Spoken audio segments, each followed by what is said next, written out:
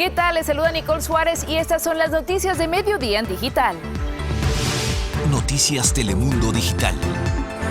Sigue la búsqueda desesperada. Los equipos de rescate trabajan sin parar entre los escombros del edificio derrumbado en Miami, mientras los familiares de los 159 desaparecidos tienen fe en que puedan aparecer con vida, a la vez que suben a 4 los muertos. El ex policía Derek Chauvin escucha hoy la sentencia de un juez por la muerte de George Floyd en Minneapolis. Hace hoy 1 año y 1 mes. Chauvin se enfrenta a una posible condena de décadas en prisión.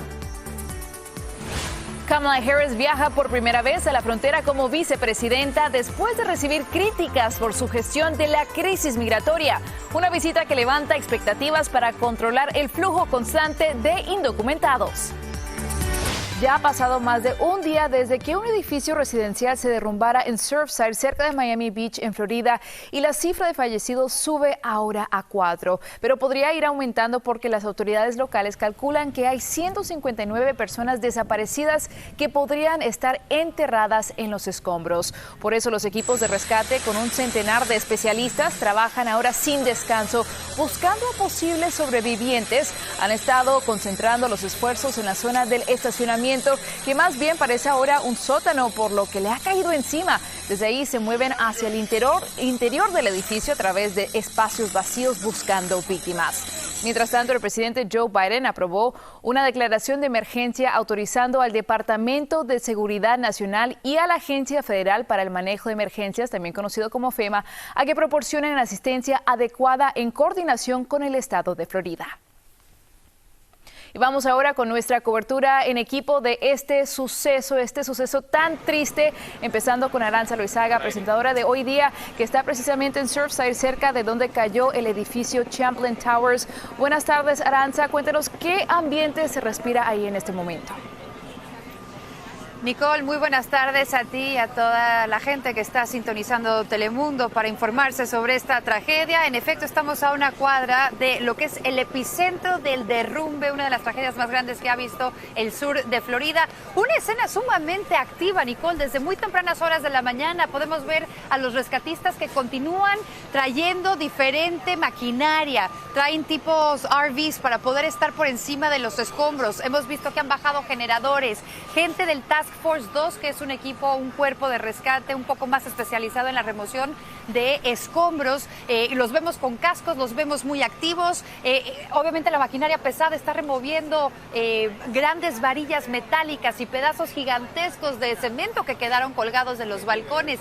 Se puede ver todavía que sigue saliendo humo desde muy temprano. Han estado tratando de combatir este incendio. Realmente son escenas difíciles de ver, Nicole. Ese humo denso se puede respirar. No nos imaginamos lo que están viviendo los rescatistas, porque además llegan tormentas y lluvia fuerte de manera intermitente, lo que obviamente dificulta su labor de rescate, porque siguen buscando sobrevivientes. La esperanza es lo que muere al último. Pero bien, fotografías como esta, ¿verdad?, le ponen nombre y apellido a la tragedia. Sabemos que hay más de 30 personas latinoamericanas de diferentes países que no aparecen dentro de esa lista, esa cifra dantesca que acabas de dar. Difícil, ¿verdad?, para todas las personas que han acudido a este centro de reunificación familiar. Ahí les están pidiendo ADN y que también describan a su ser querido, algo que pueda ayudar a identificar a la persona. Desde ahí vamos a conectarnos directamente con nuestra colega Rebeca Smith. Está conmigo una amiga que ha perdido a varios amigos y que no sabe de su paradero. ¿Me puedes dar tu nombre? Abigail Pereira. Abigail, ¿quiénes están desaparecidos? Está Andrés Galfrascoli, Fabián Núñez, que son pareja, y su hija Sofía Galfrascoli Núñez, de 6 años. Ahora, ¿qué fue lo último que sabes de ellos? No sabemos nada. Lo último que fue que mi amigo los dejó en el apartamento, porque ellos estaban quedando en la casa de mi amiga, los dejó en el departamento a las 9 de la noche aproximadamente, 9:30. A la 1:30 me llama mi amiga que había ocurrido este siniestro, y es lo último que nosotros sabemos. Estas personas llegaron ese mismo día a ese departamento. Ellos hacía 3 meses estaban quedándose en la casa de mi amiga y se les ocurrió ir porque al otro día querían ir a la playa y llevar a su niña al campus a la mañana, y como les quedaba más cerca, ese mismo día decidieron irse al edificio. ¿Qué pasa por tu mente en estos momentos? La esperanza, lo único. Lo único que deseo es que estén bien y que no les pase nada. Sé que son momentos muy difíciles.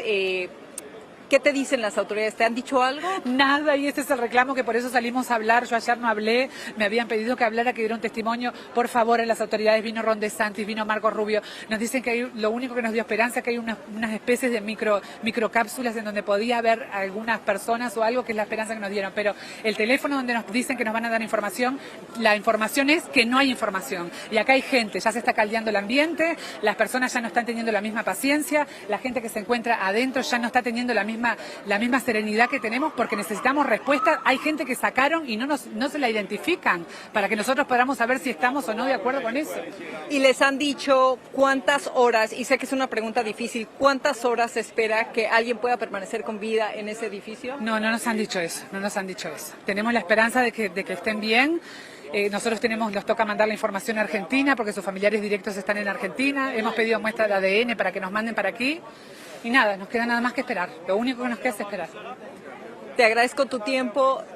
La esperanza es lo último que muere, como dices, y esperemos este sea un buen resultado para ustedes. Gracias por tu valentía. Y por toda esta gente, por favor. Sin duda sí lo haremos. Gracias. Pues estas palabras de desaliento y también de aliento a la misma vez. Muchas gracias y regreso con ustedes al estudio. Rebeca, gracias por esta información. Sin duda alguna, lo que podemos percibir de este testimonio es zozobra, es enojo, es esperanza a la vez. Es una confabulación de emociones difíciles de describir. Importante recalcar que, bueno, aquí como vemos está la escena sumamente activa. Han introducido también micrófonos para ver si pueden escuchar algo. La unidad canina también estuvo ahí tratando de ver si podían rastrear algún sobreviviente entre los escombros. Y, bueno, denotaron algo importante, que cada vez que escuchan un ruido hacen una pausa y buscan en ese lugar, pero no necesariamente esos ruidos pueden ser producidos por sobrevivientes, algo que duele mucho reportar. Pero lo que también obviamente ahorita está generando ansiedad y está generando ira es ¿qué fue lo que ocurrió? ¿Por qué colapsó este edificio? Los edificios simplemente no se desploman así porque sí en Estados Unidos. Este fue construido en 1981 y estaba pasando un proceso de recertificación y precisamente de esto nos habla Martín Berlanga. Desde sus ventanales, la vista al mar era fenomenal, pero ese paraíso se vino abajo y ofrece ahora una vista de devastación y angustia. Es la peor pesadilla para cualquier ingeniero estructural, nos dijo uno de los ingenieros cuya compañía intentó obtener un contrato para realizar las inspecciones de la torre. Sin embargo, no fueron seleccionados. De su visita a la propiedad en enero del año pasado para revisar la condición del edificio y someter una propuesta, no menciona algo que le haya llamado la atención. Lo que sí recuerdan algunos sobrevivientes a esta tragedia que vivían en la parte de la estructura que sigue en pie es que con maquinaria pesada hacían en el techo posibles reparaciones. Empezaron al techo a repararlo, no nuevo. Sí fueron renovadas, en cambio, algunas conexiones del aire acondicionado en el techo que antes estaban oxidadas y corroídas. 9 días antes les habían notificado a los residentes que faltaban 2 semanas para terminar las reparaciones del techo y estaban por quitar la grúa y el alquitrán. El alcalde de la ciudad casi descartó de inmediato esto como una posible causa. No hay que adelantar conclusiones, sostiene este arquitecto. Y eso colapsa, colapsa encima de que está próximamente debajo. Ahora tiene el peso de 2 cosas y más la carga del impacto en sí. Un derrumbe de un piso superior puede generar una reacción en cadena, con el peso de cada piso sobre el otro, decía. Más allá de especulaciones, habrá que esperar el peritaje, que puede tardar meses. Por ahora, el gigantesco montón de escombros es una radiografía sobre la corrosión y resistencia de materiales que allí se usaron. Los códigos de la ciudad especifican que todos los edificios, a excepción de las residencias unifamiliares que tengan más de 40 años, deben ser recertificados antes de que la estructura llegue a 41 años de antigüedad y después cada 10 años. La junta directiva había aprobado sin mayor dificultad un gravamen de $15 millones para hacer las reparaciones necesarias allí. Incluso este documento desglosa para qué reparaciones era el dinero. Pero el enfoque pudiera estar más en los cimientos. Un estudio de la Universidad de la Florida revelado el año pasado dice que estos edificios frente al mar se hunden unos 2 milímetros cada año desde 1990. Es una dolorosa lección en la que muchos residentes esperan que surjan medidas para que no vuelva a suceder. y el peritaje llegará a su apropiado tiempo porque ahorita la premura es buscar a esas personas que posiblemente se encuentren soterradas. La esperanza, reiteramos, es lo que muere al último. Nicole, nosotros seguiremos aquí con nuestro compromiso de informar a la comunidad a través de los espacios de noticias de Telemundo. Por lo pronto regreso contigo al estudio. Esperamos tener noticias alentadoras. Muchísimas gracias, Aranza. Y en otras noticias, la vicepresidenta Kamala Harris está hoy en El Paso, Texas, en su primera visita a la frontera sur después de recibir presiones de opositores políticos para que fuese en persona a uno de los lugares clave de la crisis migratoria que soporta el país. Francisco Fajardo está siguiendo esta visita. Buenas tardes, Francisco. Cuéntanos lo último, por favor. Adelante.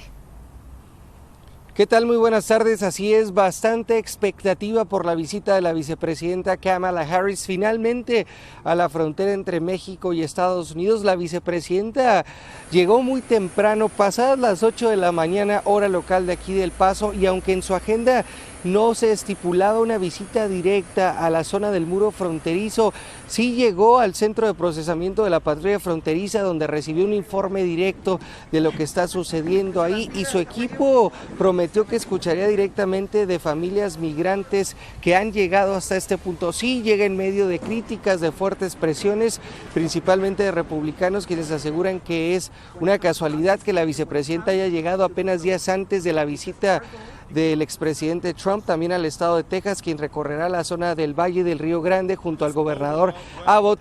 Harris dice que la visita aquí al Paso se da porque el Paso refleja lo que se da a lo largo de toda la frontera sur, desde California hasta el Golfo de México. Y si bien los activistas reciben con buenos ojos a Harris, también tienen preparada una larga lista de demandas, de exigencias, entre ellas que se eliminen políticas que se heredaron de la administración Trump y que ahora se están aplicando bajo la administración Biden, entre ellas el título 42, que expulsa como una norma sanitaria casi al instante a miles de migrantes que siguen llegando todos los días hasta aquí. Harris ya visitó Guatemala, ya visitó México, donde se dan las causas del problema. Ahora quiere escuchar aquí de los migrantes que llegan hasta este punto. Vamos a ver finalmente en términos prácticos qué sucede a raíz de esta visita entre la frontera de México y Estados Unidos. Nosotros nos mantendremos aquí en El Paso, Texas. Yo regreso con ustedes. La Casa Blanca fue el escenario en el que legisladores demócratas y republicanos llegaron a un acuerdo final para sacar adelante el plan de infraestructura propuesto por el presidente Joe Biden. Un acuerdo muy importante por lo que significa para el país y también por la dificultad de haberlo conseguido. Javier Vega, buenas tardes. Cuéntanos toda la información, por favor. ¿Qué tal? Buenas tardes. Pues importante porque las negociaciones fueron arduas y porque nadie obtuvo exactamente lo que quería, pero si al final se logra su aprobación será la primera vez desde el año 2009, es decir, desde el presidente Obama, que se invierten fondos federales significativos en la infraestructura del país. Se trata de un acuerdo histórico. Celebraban ayer en la Casa Blanca el presidente y los legisladores que lo negociaron. Estamos hablando de 579,000 millones de dólares que se repartirán en proyectos de transporte, electricidad y agua, de internet de banda ancha y también para mitigar el impacto de la emergencia climática.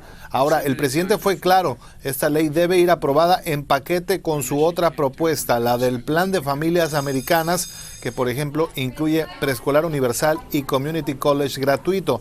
Y hablando de condiciones, no se sabe si al final esta propuesta tendrá el apoyo de todos los republicanos en el Senado, aunque haya sido acordada por 5 republicanos con el presidente. Lo cierto es que este acuerdo sobre infraestructura abrió el diálogo productivo entre la Casa Blanca y los republicanos. La pregunta es, ¿qué podría pasar ahora con otras prioridades legislativas del presidente, por ejemplo, como la migratoria? Se lo preguntamos a su vocera y esto fue lo que nos dijo. El presidente propuso una gran reforma de inmigración en su primer día en el cargo, porque cree en su importancia y ha sido muy claro en que debemos ir hacia adelante con una legislación para proteger a los soñadores y a los trabajadores agrícolas. Tan pronto como sea posible, debería haber un acuerdo sobre eso. Y es que, como decía ayer el presidente, bipartidismo significa ceder, así que veremos cómo siguen avanzando esta y otras prioridades legislativas en el Congreso. Es por lo pronto la información que tenemos desde Washington, D.C. Ojalá puedan seguir trabajando juntos. Gracias, Javier. Y otra noticia que está haciendo titulares: el ex policía de Minneapolis, Derek Chauvin, va a escuchar hoy la sentencia de un juez tras el juicio celebrado el abril pasado por la muerte de George Floyd. Chauvin fue encontrado entonces culpable de matar a Floyd presionando con la rodilla en su cuello, una imagen que le dio la vuelta al mundo, que provocó protestas mundialmente. El ex oficial se enfrenta a una pena que podría dejarle décadas en prisión.